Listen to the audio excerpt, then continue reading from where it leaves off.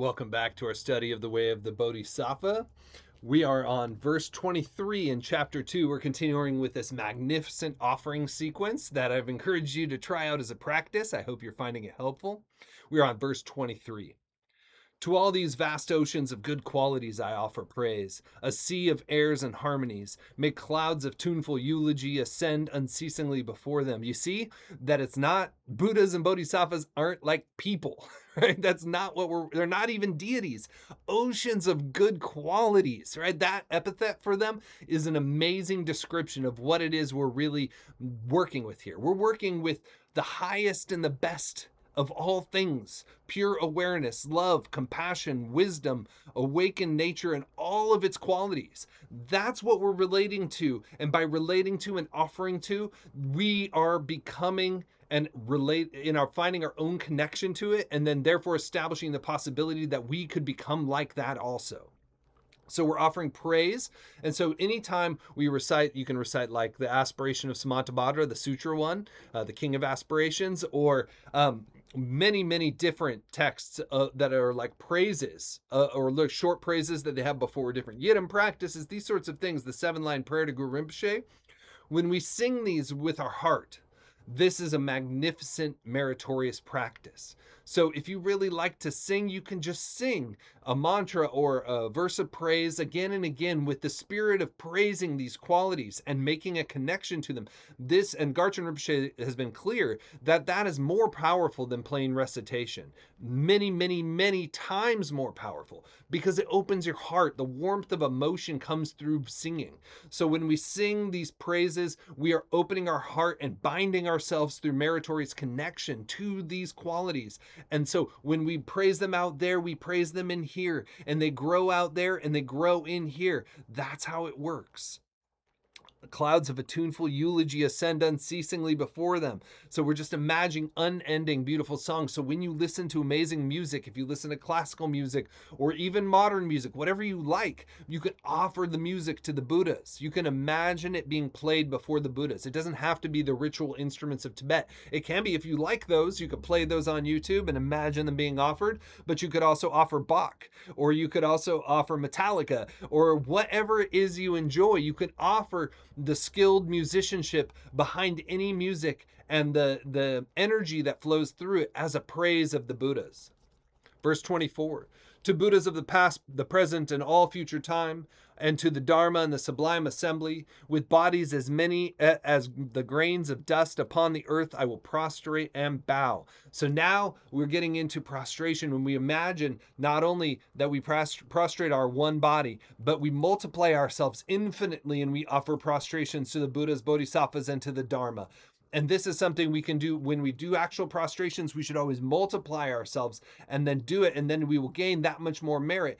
But we also, if we're unable to do it physically, or we want to just do more, we can just do it as part of our sitting practice, and we can just really imagine going through the prostration, so you can do the Namo Guru Be for the Guru, Namo Buddhaya for the Buddha, Namo Dharmaya for the Dharma, and Namo Sanghaya for the Sangha. So that's the 3 jewels plus the special 4th that we take refuge in the Vajrayana. That way, and that the Sanskrit homage has special potency and power. It's been said, for a long time, and it has no particular lineage. So it's a very powerful way to pray in a rime fashion, and it's so simple, and anybody can memorize it so easily.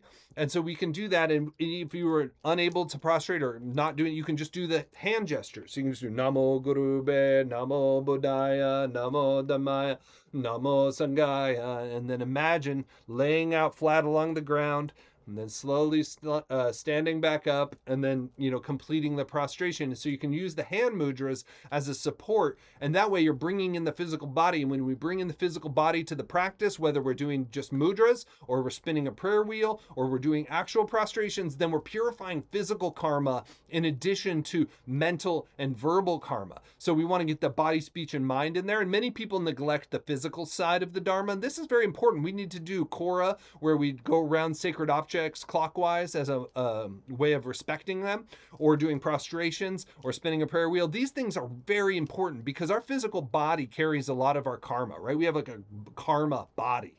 And so we want to transmute that in addition to our body and mind. This is very helpful. That's why the prostrations are first in the Nundra sequence, because once you get the body really going, you've actually transmuting your cells. You're actually changing the structure of your body. Think about this. When you do a prostration and you make little tiny tears in your muscles and they start to regrow, the muscles that regrow are infused with the energy of that prostration. This means that you're rebuilding a body made on the Dharma, right? So when you go to the gym, this is something I always do. If you ever lift weights and you're like pulling on the bars or doing push-ups, I always imagine that there's like a lever and it has a chain going down to the hell realms, and that there's a platform and it lowers down and all the hell beings climb onto it, and then I pull them out of hell, right? And then they run off into the Pure Lands. And I do this with every repetition. That way I make my ordinary gym experience into something part of my practice. So we have to be a little bit creative like this. And when we bring our bodhicitta motivation and we think, may I liberate all sentient beings as you do a push-up or a bench press, then it's going to be even more powerful. You're doing it anyway. Why not bring it onto the path? And so this is something we can do to really engage. And prostrations are so important because it trains us in humility. Humility is how we change. If we think we know everything, or we know the wrong things, or whatever, we're that cup that's full of poison, upside down, or has a big hole in it. Those things cannot receive the holy Dharma. We need to prepare the vessel of our body mind to receive the Dharma. And when we lay down at the Buddha's feet, we prepare our mind to receive the Dharma and the teachings. We need to empty ourselves out, and prostrations are a supreme method for emptying ourselves out, right? We do the prostrations or Vajrasattva. When we do confession practice, even if you're not doing Nundra, right, you can just do these same practices. You can still do prostrations and you can do confession. And confession is your way of emptying your vessel and washing it clean so that you can receive the holy Dharma. There's no difference, right, between the higher and the lower vehicles. In so many ways, these are just different methods, different skillful means. And so we can use these, and once you understand the principle, then you can apply it to different activities in your day-to-day life and transform them. And that's the real heart and essence of Tantra, right? Tantra just means continuity. It means that you're able to practice no matter what you're doing. And that's why I said this is really a Tantric text. In so many ways, there's so much visualization and imagination and skillful means. And so use these methods to increase your merit and establish stronger and stronger connections to the Buddha Dharma. Verse 25, to shrines and all supports of bodhicitta I bow down, to the abbots who transmit the vows, to every learned master, and to all sublime practitioners of Dharma. See, so we're bowing to altars, the supports, the statues, the Dharma texts, of all the things that have to do with bodhicitta. This text itself, you could just put this on a table and do your prostrations to this text. And you could make offerings to this text. You could put incense around the text. You could put flowers on the text. This is the whole thing. This is the Buddha, Dharma, and Sangha right here. It's an amazing text. It has so many blessings. Just owning it provides blessings. Making offerings to it, even more blessings. Just touching it to the top of your head every time you pick it up. And that will also, it's like a way of bowing, right? We're putting this above ourselves. We're saying humbling ourselves before the text so that we can acknowledge that it's greater than I am now. I want the qualities to come in. If I think I'm greater, then I won't receive anything from this. But if I know that this has more, if this is more, then I can receive its blessings. And that's what I need to be. I need to be an open, clean container that can receive the blessings of the Buddha Dharma.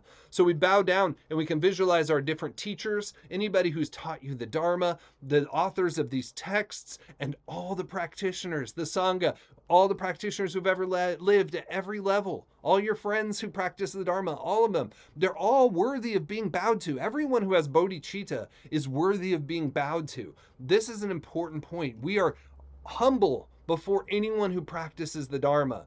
And they don't have to call themselves a Buddhist to practice the Dharma. There's many beings who are doing wonderful things to benefit sentient beings. And when they do that, you can bow to them, right? Garchen Rinpoche says to bow to your elementary school teachers, to bow to doctors and nurses, to honor them as bodhisattvas.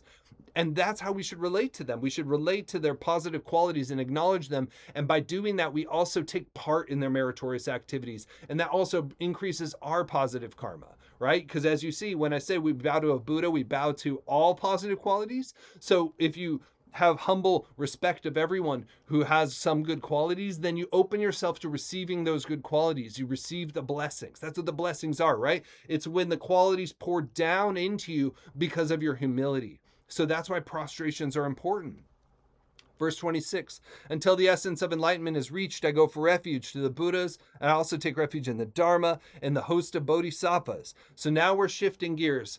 We're fully taking refuge. Before we're like just honoring, right? This outside thing. But refuge, whenever you hear that word, think refugee, right? What's a refugee? They go to a country and they go there so that they can be protected from the harm that was happening to them where they were before. So we come from samsara, so we go to these enlightened protectors and we take refuge in them. We rely on them for protection, and we rely on them for their truth. This is the humility. Once we have set ourselves up in humility, then we can take refuge. It's the beginning of becoming a Buddhist, right? You become a Buddhist when you take refuge. That is to say that you now acknowledge that bodhicitta, the Buddha, and his qualities is your compass, is what you aim towards, is your reliance. You don't rely on yourself or your girlfriend or your boyfriend or your job or your longevity or your health. All these things that we take refuge in all the time are unreliable refuges. So from now on, I only take refuge in the Buddha, the Dharma, and the Sangha, and the one who embodies all three, our guru, if we have one of those, right? So that's how we relate to this. So we're really moving over to the island of Dharma here as we take refuge in verse 26. We'll stop here for today, but you can start to see how we are developing the relationship through offerings, and now we're going to move in. And as we move in, then we really get to soak in the qualities even more. So we'll talk more about refuge next time. I hope you're enjoying this. I bow to you. Thank you so much for watching this. And thank you so much for having an interest in the way of the Bodhisattva. It is so amazing that you even have any interest in this, right? Most people have no interest in helping others, much less helping all sentient beings. So I bow to you for that. That's amazing. Thank you so much. Thank you for watching, and we'll see you next time.